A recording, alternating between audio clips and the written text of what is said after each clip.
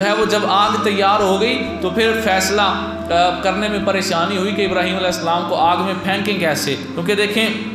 ہم دیہاتی بندے ہیں، یہ گھاس جب سوکھ جاتا ہے تو ہم اس کو بننے کے اوپر ایک ڈھیر لگا کے آگ لگاتے ہیں، ایسا ہی ہے نا۔ پھر تھوڑا تھوڑا گیلا ہونا تو قریب جا کے اس کو آگے پیچھے کرنا مشکل ہو جاتا ہے، کیونکہ آگ وہاں ہے اور سیک یہاں تک آ رہا ہوتی ہے نا تپش اتنی، اور جب چھوٹے سے الاؤ کی اتنی تپش ہے، اتنا سیک ہے، تو پھر وہ جو اتنا میلوں تک پھیلا ہوا الاؤ تھا آگ کا، اس کی کتنی تپش ہوگی، تو پھر پریشان ہو گئے کہ اب پھینکیں کیسے۔ پھر شیطان آیا اور اس نے آ کر ان کو غلیل کا منجنیق بنانے کا طریقہ بتایا کہ اس طرح دور سے پھینکو۔ حضرت ابراہیم علیہ السلام کو جب آپ کو اس غلیل میں، اس منجنیق میں بٹھایا جا رہا تھا، ابراہیم علیہ السلام کے پاس حضرت جبرائیل علیہ السلام آ گئے اور آ کر کہا حضور اگر آپ چاہیں تو میں اس وقت آگ کو ایک پھونک ماروں اور بجھا دوں، اگر آپ کا حکم ہو تو میں ایک پھونک سے آگ کو بجھا سکتا ہوں، فرشتہ ہوں اللہ کا، اور پھر فرشتوں کا بھی سردار فرشتہ اور اتنے انبیاء کا صحابی فرشتہ، کتنی شانیں ہیں اس فرشتے کی جسے جبرائیل کہا جاتا ہے۔ تو حضرت جبرائیل علیہ السلام نے کہا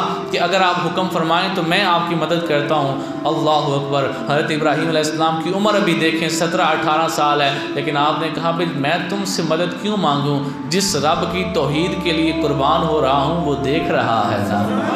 اس نے فرشتے نے کہا چلیں پھر آپ دعا مانگیں اور میں آمین کہتا ہوں، آپ دعا مانگیں اور میں آمین کہتا ہوں، کہ آپ دعا مانگیں گے کہ یا اللہ آگ کو بجھا دے اور میں آمین کہوں گا، آپ نبی ہیں میں فرشتہ ہوں، ہم دونوں کی دعا مل جائے گی، اللہ قبول فرما لے گا۔ اللہ اکبر۔ حضرت ابراہیم علیہ السلام نے فرمایا دعا تو تب مانگوں نا جب وہ دیکھ نہ رہا ہو، وہ تو دیکھ رہا ہے، میں اس کی توحید کے لیے قربان ہو رہا ہوں۔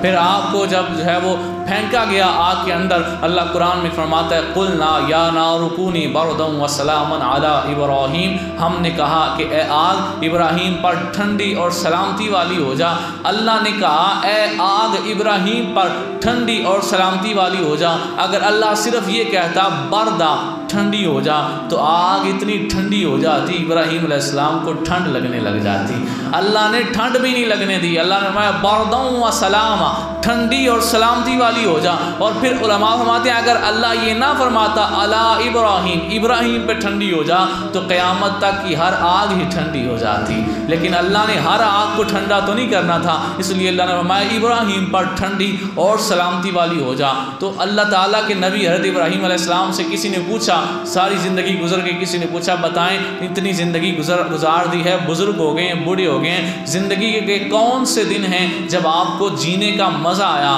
آپ نے کہا وہ دن جو میں نے آگ میں گزارے تھے، اس لیے کہ وہاں مجھے جنت سے کھانا ملتا تھا، وہاں مجھے سکون تھا، لوگ کافر سمجھ رہے تھے جل رہا ہے آگ کے اندر، لیکن اللہ مجھے پھولوں میں بھیج چکا تھا، وہاں آگ نہیں تھی، میرے لیے گلزار تھی، میرے لیے پھول تھے۔ یہ حضرت ابراہیم علیہ السلام پر اللہ کے انعام ہیں۔